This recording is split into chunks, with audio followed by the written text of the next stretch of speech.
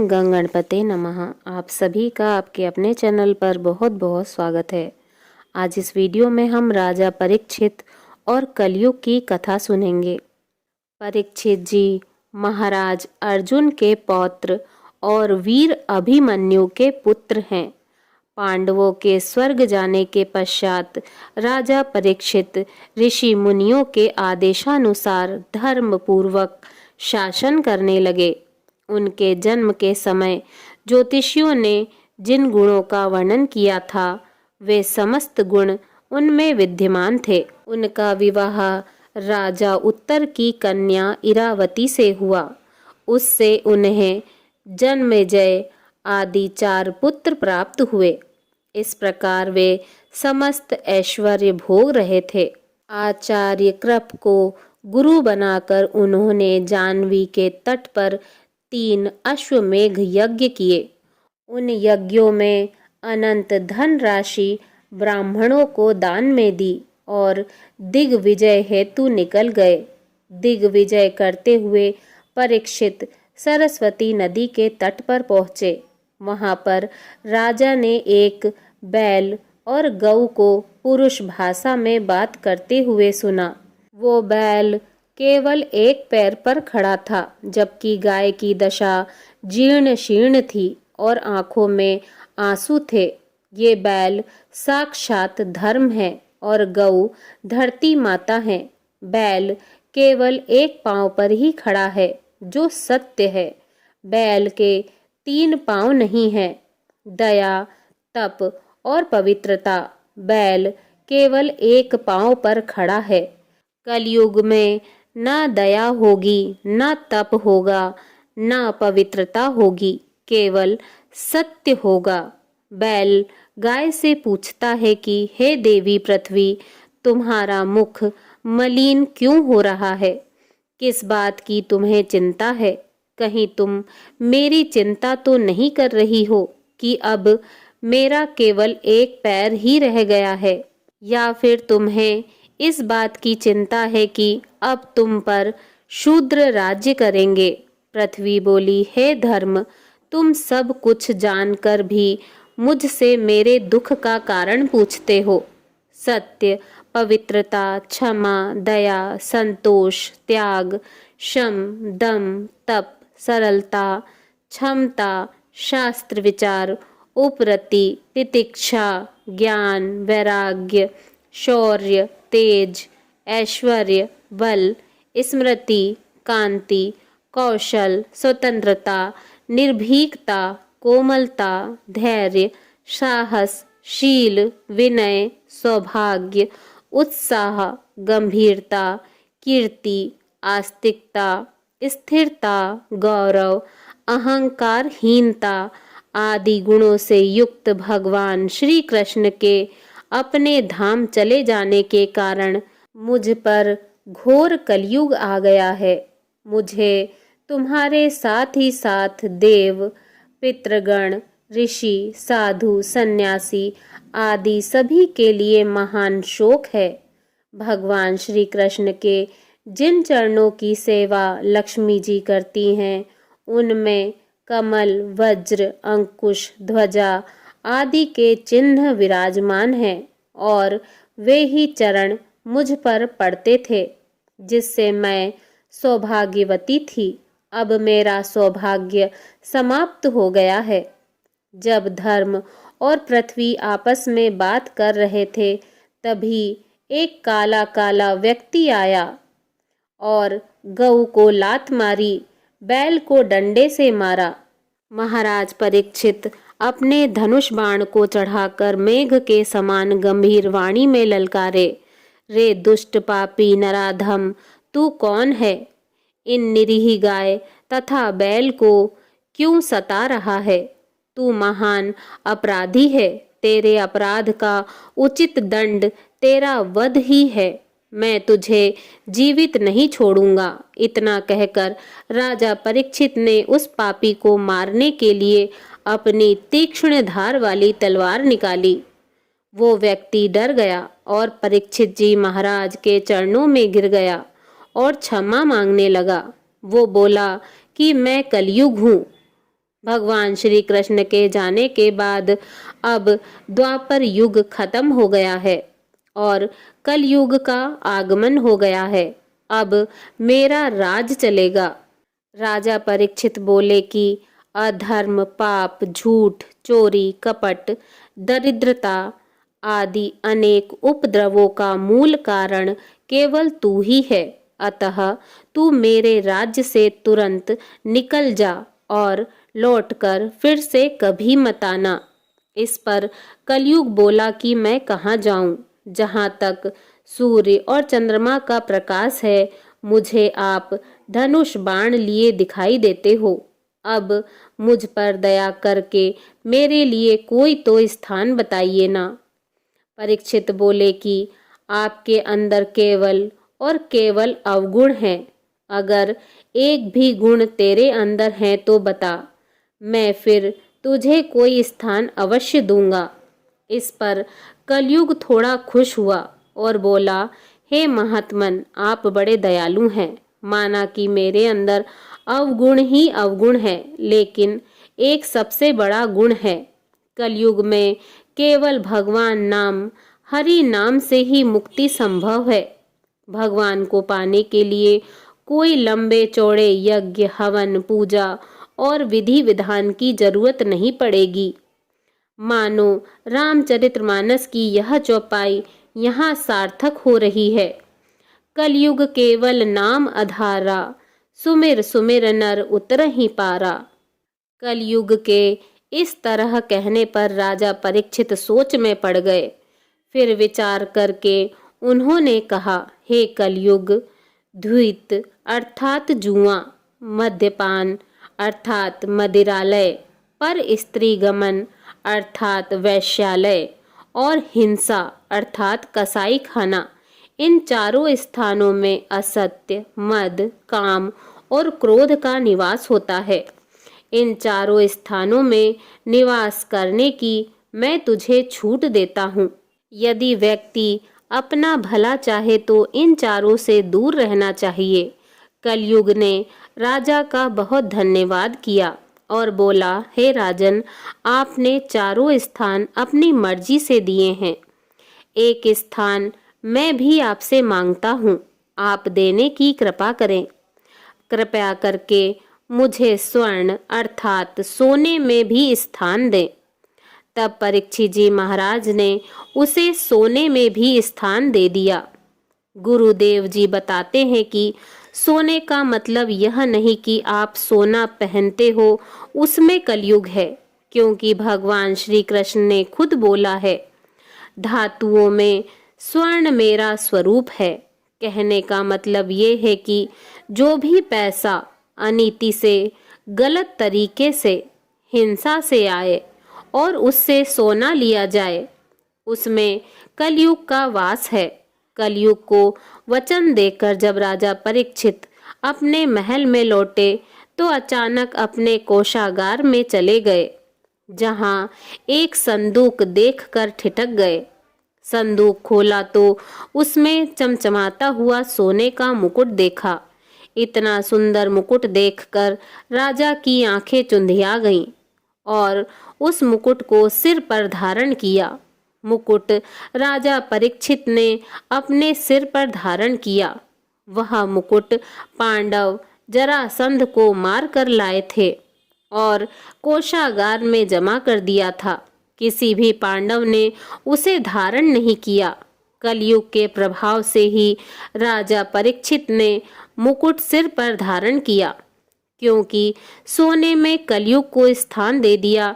इस कारण राजा परीक्षित की बुद्धि फिर गई और आज ये 45 वर्ष के हुए तो इनका मन शिकार खेलने के लिए कहता है। परीक्षित जी महाराज ने अपने धनुष बाण उठाए और वन में शिकार के लिए चल दिए। आज तक इन्होंने कभी भी शिकार का नहीं सोचा, पर आज मन हुआ है। वन में शिकार करते करते बहुत आगे निकल गए। इनका सैनिक समुदाय काफी पीछे रह गया। काफी आगे जाने के बाद इन्हें प्यास लगी। थोड़ी दूर पर इन्हें एक कुटिया दिखाई दी, जिसमें एक संत शमीक ऋषि जी आंखें बंद करके भगवान का ध्यान कर रहे थे। इन्होंने सोचा कि ये संत ढोंग कर रहे हैं, नाटक कर रहे हैं। इन्होंने संत से पानी मांगा, लेकिन संत की समाधि सच्ची थी। जब संत ने इन्हें पानी नहीं दिया तो इनको बहुत गुस्सा आया और वहां पर एक मरा हुआ सर्प पड़ा था। वो सर्प उठाया और संत के गले में डाल दिया। इस तरह इन्होंने संत का अपमान किया और अपने महल में चले आए। शमीक ऋषि जी तो ध्यान में लीन थे। उन्हें ज्ञात ही नहीं हो पाया कि उनके साथ राजा ने क्या किया है। लेकिन उनके पुत्र श्रृंगी ऋषि को जब इस बात का पता चला तो उन्हें राजा परीक्षित पर बहुत क्रोध आया। श्रृंगी ऋषि ने सोचा कि यदि यह राजा जीवित रहेगा तो इसी प्रकार ब्राह्मणों का अपमान करता रहेगा। इस प्रकार विचार करके उस ऋषि कुमार ने कमंडल से अपनी अंजलि में जल लेकर तथा उसे मंत्रों से अभिमंत्रित करके राजा परीक्षित को यह श्राप दे दिया कि जा, तुझे आज से 7वें दिन तक्षक सर्प डसेगा। डारी नाग ऋषि कंठ में नृप ने कीन्यो पाप, होनहार हो कर हुतो श्रृंगी दीन हो श्राप। जब शमीक ऋषि समाधि से उठे तो उनके पुत्र श्रृंगी ने सभी बातें अपने पिता को बताई। ऋषि बोले कि बेटा, तूने यह अच्छा नहीं किया। वो एक राजा है और राजा में रजोगुण आ सकता है, पर तू एक संत का बेटा है। तेरे अंदर क्रोध क्यों आया जो तूने श्राप दे दिया? कलयुग के प्रभाव के कारण उस राजा को क्रोध आ गया और उसने सर्प डाल दिया। राजा ने जानबूझकर नहीं किया है। संत बोले, बेटा, अब तो श्राप वापस हो ही नहीं सकता। तुम राजा के पास जाओ और इस बात की खबर दो कि 7वें दिन तुम्हारी मृत्यु हो जाएगी। ऋषि शमीक को अपने पुत्र के इस अपराध के कारण अत्यंत पश्चाताप होने लगा। जब परीक्षित महाराज अपने महल में पहुंचे और वो सोने का मुकुट उतारा तो कलयुग का प्रभाव समाप्त हो गया। अब परीक्षित जी महाराज सोच रहे हैं, ये मैंने क्या कर दिया? एक ब्राह्मण के ऋषि के गले में मैंने सर्प डाल दिया। मैंने तो महापाप कर दिया। बहुत दुखी हो रहे हैं। उसी समय ऋषि शमीक का भेजा हुआ एक गौरमुख नाम के शिष्य ने आकर उन्हें बताया कि ऋषि कुमार ने आपको श्राप दिया है कि आज से 7वें दिन तक्षक सर्प आपको डस लेगा। राजा परीक्षित ने शिष्य को प्रसन्नता पूर्वक आसन दिया और बोले, ऋषि कुमार ने श्राप देकर मुझ पर बहुत बड़ा उपकार किया है। मेरी भी यही इच्छा है कि मुझ जैसे पापी को मेरे पाप के लिए दंड मिलना ही चाहिए। आप ऋषि कुमार को मेरा यह संदेश पहुंचा दीजिए कि मैं उनके इस कृपा के लिए उनका अत्यंत आभारी हूँ। उस शिष्य का यथोचित सम्मान करके और क्षमा याचना करके राजा परीक्षित ने विदा किया। अब राजा परीक्षित ने तुरंत अपने पुत्रों जन्मेजय आदि को बुलाया और राजकाज का भार उनको सौंप दिया और खुद सब कुछ छोड़कर केवल एक लंगोटी में निकल गए और संकल्प ले लिया कि अब ये जीवन भगवान की भक्ति में ही बीतेगा। अब तक मैंने भगवान को याद नहीं किया, लेकिन अब और इस संसार में नहीं रहना। वैराग्य हो गया। परीक्षित जी महाराज गंगा नदी के तट पर पहुंचे हैं, जहां पर अत्रि, वशिष्ठ, च्यवन, अरिष्टनेमि, शार्दूल, पराशर, अंगिरा, भृगु, परशुराम, विश्वामित्र, इंद्रमद, उतथ्य, मेधातिथि, देवल, मैत्रेय, पिपलाद, गौतम, भरद्वाज, और्व, कंडव, अगस्त्य, नारद, वेदव्यास आदि ऋषि, महर्षि और देवऋषि अपने अपने शिष्यों के साथ पहले ही बैठे हैं। राजा परीक्षित जी ने उन सभी का यथोचित समयानुकूल सत्कार करके उन्हें आसन दिया, उनके चरणों की वंदना की और कहा, यह मेरा परम सौभाग्य है कि आप जैसे देवता तुल्य ऋषियों के दर्शन प्राप्त हुए। मैंने सत्ता के मद में चूर होकर परम तेजस्वी ब्राह्मण के प्रति अपराध किया है, फिर भी आप लोगों ने मुझे दर्शन देने के लिए यहाँ तक आने का कष्ट किया। यह आप लोगों की महानता है। मेरी इच्छा है कि मैं अपने जीवन के शेष 7 दिनों का सदुपयोग ज्ञान प्राप्ति और भगवत भक्ति में करूं। अतः आप सब लोगों से मेरा निवेदन है कि आप लोग वह सुगम मार्ग बताइए जिस पर चलकर मैं भगवान को प्राप्त कर सकूं। परीक्षित जी महाराज पूछते हैं कि जिसकी मृत्यु निकट है ऐसे जीव को क्या करना चाहिए। उसी समय वहां पर व्यास ऋषि के पुत्र जन्म मृत्यु से रहित परम ज्ञानी श्री शुकदेव जी पधारे। समस्त ऋषियों सहित राजा परीक्षित उनके सम्मान में उठकर खड़े हो गए और उन्हें प्रणाम किया। उसके बाद अर्घ्य पाद्य तथा माला आदि से सूर्य के समान प्रकाशमान श्री शुकदेव जी की पूजा की और बैठने के लिए उच्च आसन प्रदान किया।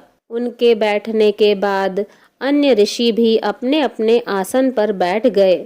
सभी के आसन ग्रहण करने के पश्चात राजा परीक्षित जी ने मधुर वाणी में कहा, हे ब्रह्म रूप योगेश्वर, हे महाभाग, भगवान नारायण के सम्मुख आने से जिस प्रकार दैत्य भाग जाते हैं, उसी प्रकार आपके पधारने से महान पाप भी अविलंब भाग खड़े होते हैं।